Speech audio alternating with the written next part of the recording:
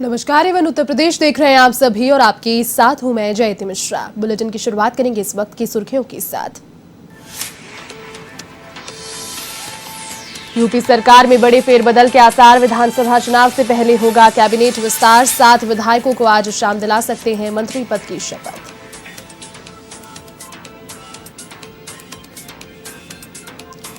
संसदीय क्षेत्र आजमगढ़ के दौरे पर अखिलेश यादव। सपा प्रमुख ने भाजपा सरकार पर साधा निशाना, कहा सम्राट मिहिर भोज गुर्जर प्रतिहार थे लेकिन भाजपाइयों ने बदली उनकी जाति।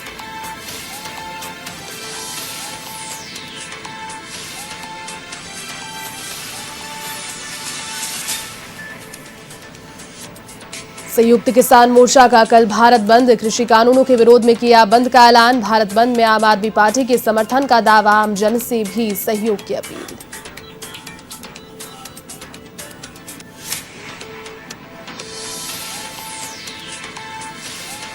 प्रयागराज के वाघंबरी मठ पहुंची सीबीआई टीम, क्राइम सीन करेगी सीबीआई रिक्रिएट। शव फंदे से उतारने वाले सेवादार का मोबाइल जब्त, सील कमरे को खोलकर जुटाई साक्ष्य।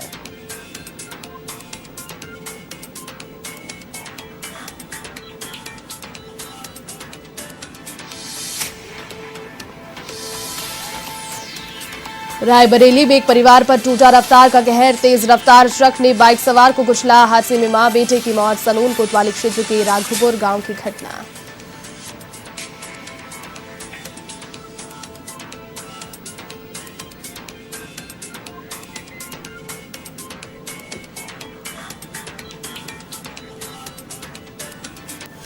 चलिए अब खबरें विस्तार से।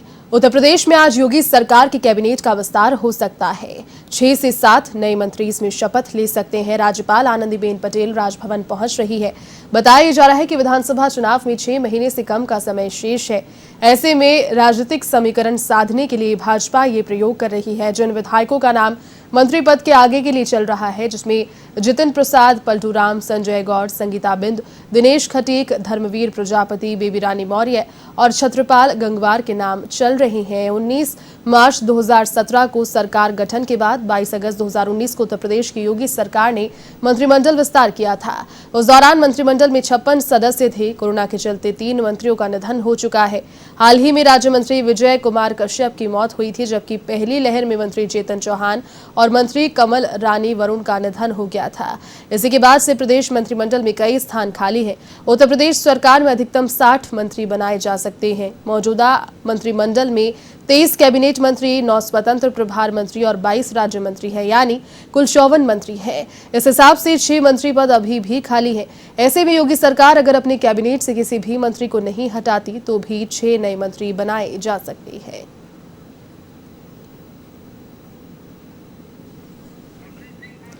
चलिए इसी खबर पर अधिक अपडेट के साथ यूपी से स्टेट हेड अमरीश सिंह इस वक्त मेरे साथ फोन लाइन पर जुड़ चुके हैं। अमरीश, देखिए यूपी सरकार में बड़े फेरबदल के जो साइन है वो सामने आ रहे हैं। विधानसभा चुनाव में हालांकि कुछ ही समय शेष है, लेकिन उससे पहले कैबिनेट विस्तार की बातें सामने आ रही है। क्या कितनी सच्चाई इन खबरों में, बताएं।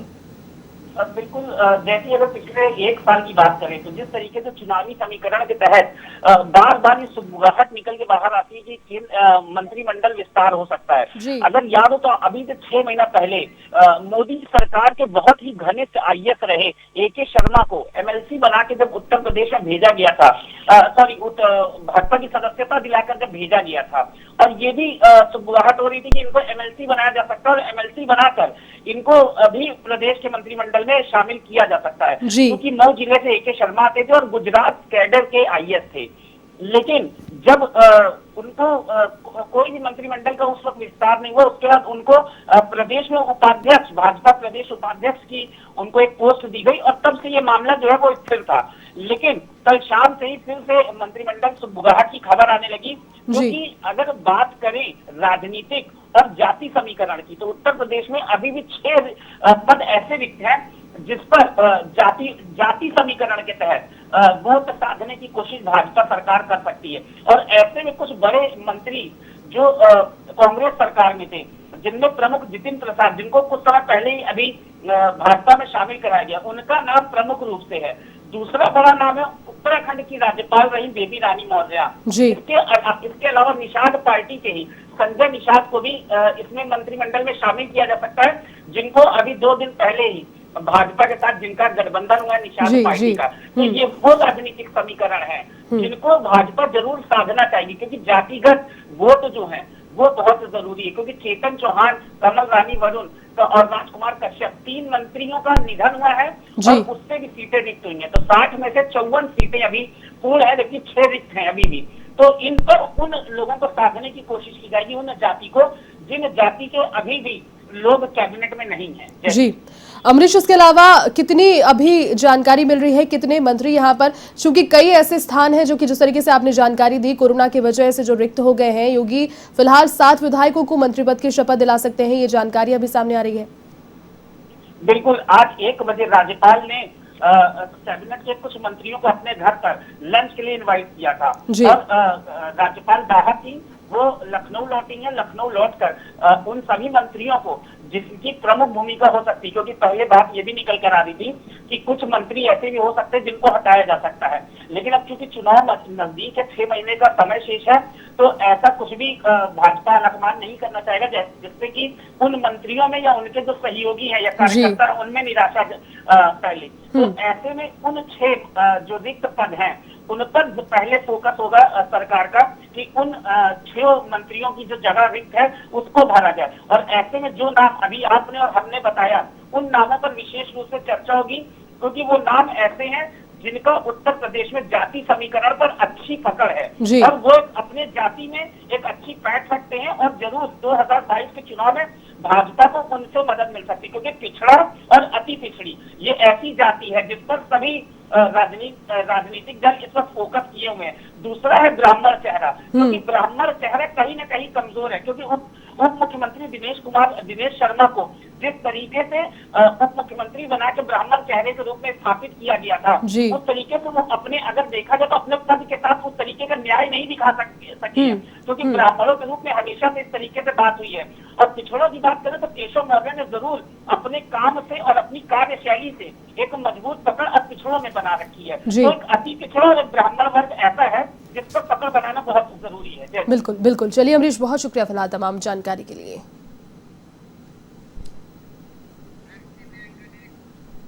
समाजवादी पार्टी के राष्ट्रीय अध्यक्ष अखिलेश यादव ने प्रतिहार सम्राट मिहिर का इतिहास में छेड़खानी करने का आरोप लगाया।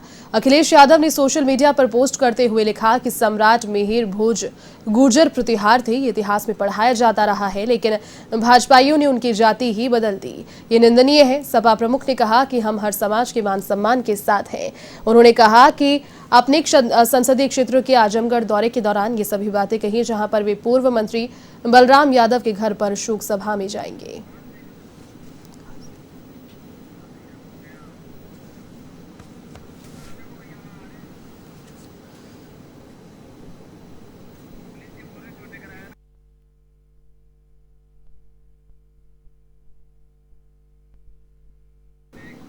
यूपी विधानसभा चुनाव 2022 को लेकर बीजेपी के घर घर संपर्क अभियान की शुरुआत हो गई है, जो कि 2 अक्टूबर तक जारी रहेगा।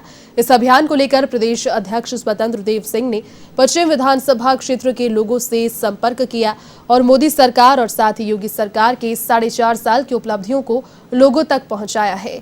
इस दौरान बूथ समिति और मंडल वार्ड के अध्यक्ष, महामंत्री और अन्य पदाधिकारी उपस्थित रहे। सभी का पक्का मकान बनाने का काम किया मोदी योगी सरकार किया है और कानून व्यवस्था को चुस्त दुरुस्त रखने का किसने काम किया उत्तर प्रदेश के अंदर, तो मोदी योगी सरकार। यानी गरीबों, गांव गरीब किसान, जनता, आदिवासी, वनवासी, गिरवासी, शोषित, वंचित आज खुशहाल हो और आगे भी प्रगति कर राजनीतिक क्षेत्र में, सामाजिक क्षेत्र में, आर्थिक क्षेत्र में उनका मान सम्मान बढ़े और देश समृद्धशाली शक्ति संपन्न भारत का निर्माण हो। यूपी के संभल में आम आदमी पार्टी के जिला कार्यालय पंजू सराय में प्रेस वार्ता का आयोजन किया गया, जिसमें पार्टी की गतिविधियों की जानकारी दी गई। इस दौरान विधानसभा प्रभारी मोहम्मद काशिफ खान ने कहा कि विधानसभा चुनाव में पार्टी दिल्ली मॉडल पर चुनाव लड़कर उत्तर प्रदेश में सरकार बनाएगी, तो वहीं यूपी में आपकी सरकार बनने के बाद प्रतिमाह 300 यूनिट फ्री बिजली दर परिवार को दी जाएगी।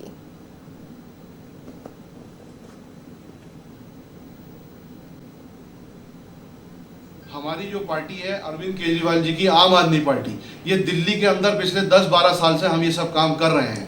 और अगर हम ये काम की बात उत्तर प्रदेश की जनता से कर रहे हैं तो आप ये 100% श्योर मानिए कि अगर उत्तर प्रदेश में हमारी सरकार बनती है तो 2022 के बाद उत्तर प्रदेश के निवासियों की घरेलू बिजली बिल्कुल मुफ्त हो जाएगी, किसानों की बिजली भी बिल्कुल मुफ्त हो जाएगी। यूपी के अयोध्या में संयुक्त किसान मोर्चा ने 27 सितंबर को भारत बंद में सहयोग करने की अपील की है। संयुक्त किसान मोर्चा के अनुसार भारत बंद में आम आदमी पार्टी भी शामिल रहेगी।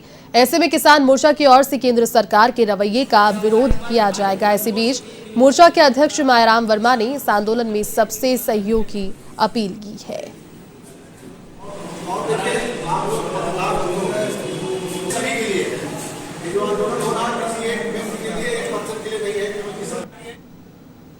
सत्ताईस सितंबर को संयुक्त किसान मोर्चा द्वारा भारत बंद का आह्वान किया गया है। दिल्ली के चारों बॉर्डर पर संयुक्त किसान मोर्चा द्वारा 10 माह से लगातार किसानों की मांगों को लेकर के जो आंदोलन चलाया जा रहा है, उसी के समर्थन में अयोध्या जनपद में भी बंद कराने का प्रयास संयुक्त किसान मोर्चा के द्वारा किया जाएगा। यूपी के प्रयागराज में महंत नरेंद्र गिरी की मौत के मामले की जांच जारी है। ऐसे में सीबीआई की टीम मौके से साक्ष्य एकत्रित करने में जुटी है। इसी के तहत फॉरेंसिक एक्सपर्ट ने घटनास्थल से एविडेंस कलेक्ट किए। बता दें कि सीबीआई के जॉइंट डायरेक्टर विप्लव चौधरी के नेतृत्व में ये जांच जारी है।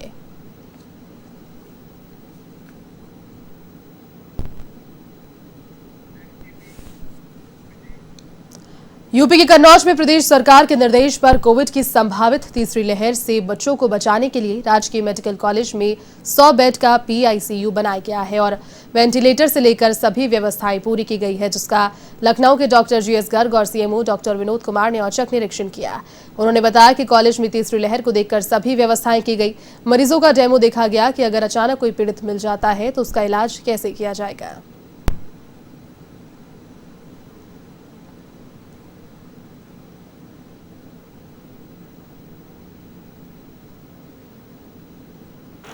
देखिए, ऐसा है कि बेसिकली आप लोग जानना है कि हम लोगों को डर ये है कि तीसरी लहर आ सकती है और कोविड की तीसरी लहर जो आएगी वो आप लोगों को जैसा पता है कि बच्चों को ज़्यादा इफेक्ट करने की वजह से, क्योंकि जो एज ग्रुप है आपने देखा होगा पहले 50 साल के ऊपर वाले लोग ज़्यादा थे, फिर 50 से नीचे उतरते 30 साल के आसपास के लोग बहुत ज़्यादा होने लगे।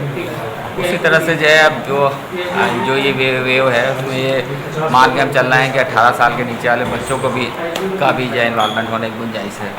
तो उसको देखते हुए पीडियाट्रिक्स के लिए पीकू बेस्ट हॉस्पिटल्स चिन्हित किए गए हैं। यूपी के गाजियाबाद में लोनी पुलिस की बदमाशों से मुठभेड़ हो गई, जिसमें जवाबी कार्रवाई के दौरान एक बदमाश जख्मी हो गया। इस दौरान पुलिस ने मौके से 315 बोर का तमंचा, जिंदा कारतूस और बाइक बरामद की। तो वहीं घायल बदमाश को अस्पताल में भर्ती कराया गया। इधर आरोपी के 2 साथी मौके से फरार हो गए।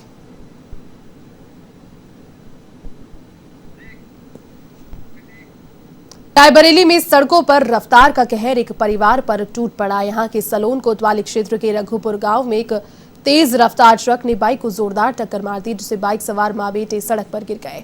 इसके बाद ट्रक युवक के ऊपर चढ़ गया, जिससे युवक की मौत हो गई। तो वहीं युवक की मां की अस्पताल में पहुंचते ही मौत हो गई। इस मामले की जानकारी के बाद पुलिस ने दोनों शवों को कब्जे में लेकर पोस्टमार्टम करवाया और मामले की जांच में जुट गई है।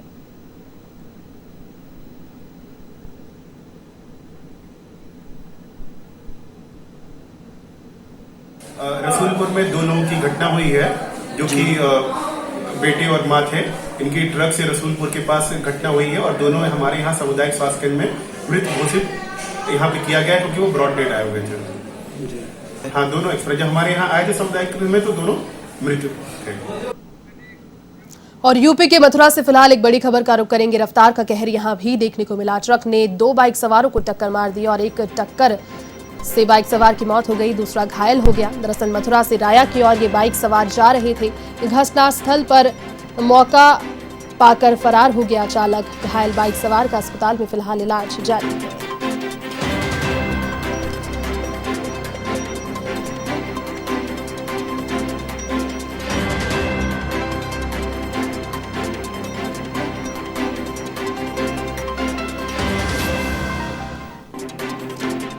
तो घायल बाइक सवार का अस्पताल में इलाज जारी है। देखिए तेज रफ्तार का कहर यहां देखने को मिला। मथुरा में भी यहां एक बाइक सवार की मौत इस दुर्घटना में हो गई है। दरअसल एक ट्रक ने 2 बाइक सवारों को टक्कर मारी, जिसमें एक व्यक्ति की मौत हो गई है। एक बाइक पर जो सवार था, दूसरे का अस्पताल में अभी इलाज जारी है।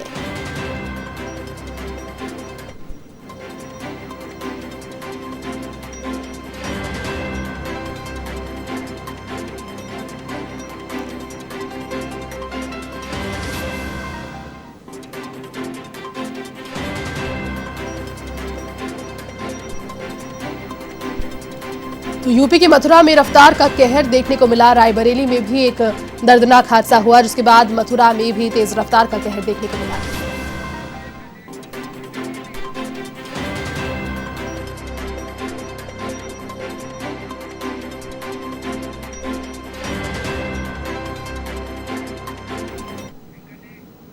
उपराष्ट्रपति वेंकैया नायडू का जैसलमेर दौरा। उपराष्ट्रपति वेंकैया नायडू राजस्थान के दौरे पर इन दिनों हैं। आपको बता दें कि राज्यपाल कलराज मिश्र भी जैसलमेर पहुंचे हैं। उपराष्ट्रपति की यात्रा के मद्देनजर जैसलमेर वो पहुंच गए हैं।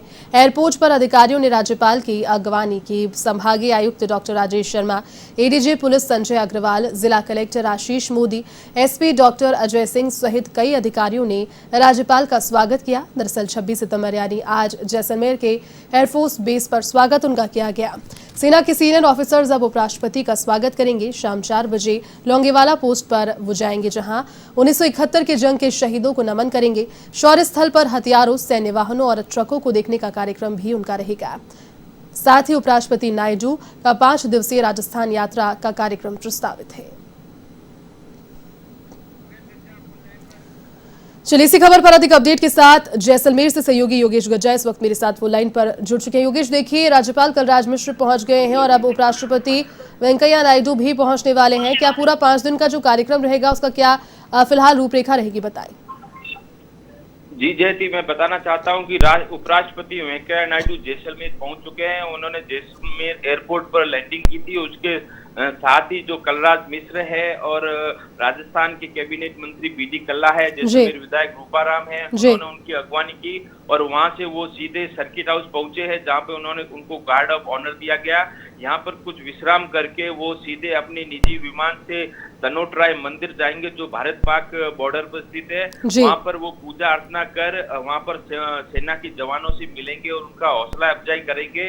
और उसके बाद उनका जो तय कार्यक्रम है, वो यहाँ से जो जैसलमेर का पर्यटक स्थल है सम सैंडव्यूज जाएंगे।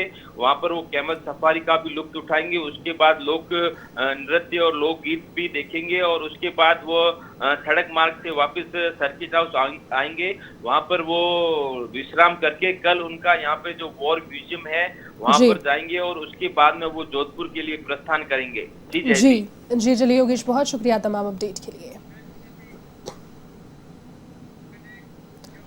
कानपुर देहात से फिलहाल एक बड़ी खबर बता रहे हैं।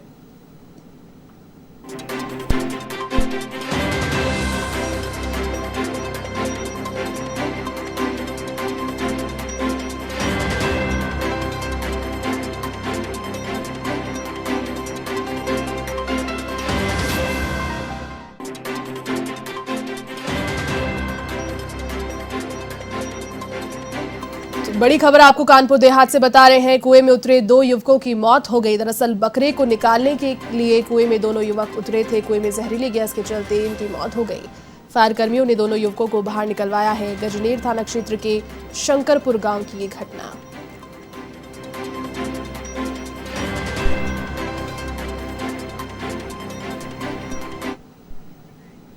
यूपी के जौनपुर में गोमती नदी का जलस्तर बढ़ने के बाद लोगों पर खतरे के बादल मंडराने लगे हैं। ऐसे में गोमती नदी खतरे के निशान के ऊपर बह रही है, तो वहीं लगातार जलस्तर बढ़ने से कई घरों में पानी घुस आया, जिससे लोग अपना घर छोड़कर सुरक्षित स्थान पर जाने के लिए मजबूर हैं।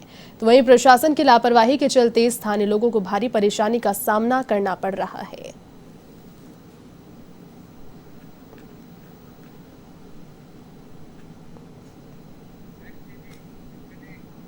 चंदौली में डीएम संजीव सिंह ने जिला संयुक्त चिकित्सालय चकिया का औचक निरीक्षण किया। इस दौरान जिलाधिकारी ने मरीजों से अस्पताल की व्यवस्थाओं के बारे में जानकारी ली, जिस पर मरीजों ने डॉक्टरों के बाहरी दवाइयां और जांच लिखने की बात कही, तो वहीं जांच करने पर बाहरी दवाओं और जांच की लिखी पर्चियां पाई गई। इस दौरान डीएम ने बिना किसी सूचना के अनुपस्थित चिकित्सक और कर्मचारियों का 1 दिन का वेतन काटने का निर्देश दिया। साथ ही जिलाधिकारी ने डॉक्टर्स को सख्त निर्देश देते हुए कहा कि बाहर की दवाइयां बिल्कुल ना लिखी जाएं।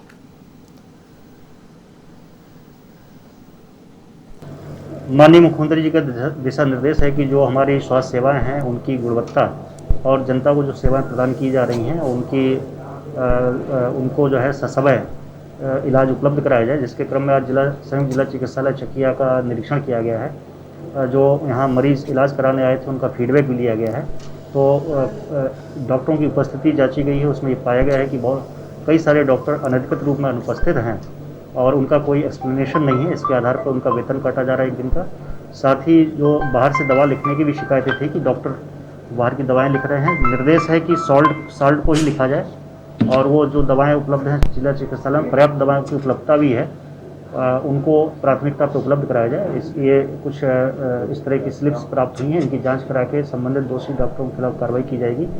साथ ही यहाँ पर जो हमारा अल्ट्रासाउंड लगा हुआ है वहाँ एक रेडियोलॉजिस्ट तैनात थे, उनका ट्रांसफ़र हो गया है, इस वजह से ये पद रिक्त चल रहा है। शासन को अवगत कराते हैं शीघ्र यहाँ रेडियोलॉजिस्ट की तैनाती कराई जाएगी। चलिए, इस बुलेटिन में फिलहाल के लिए बस इतना ही। देश और दुनिया की तमाम बड़ी खबरों को देखने के लिए आप देखते रहिए A1 TV। नमस्कार।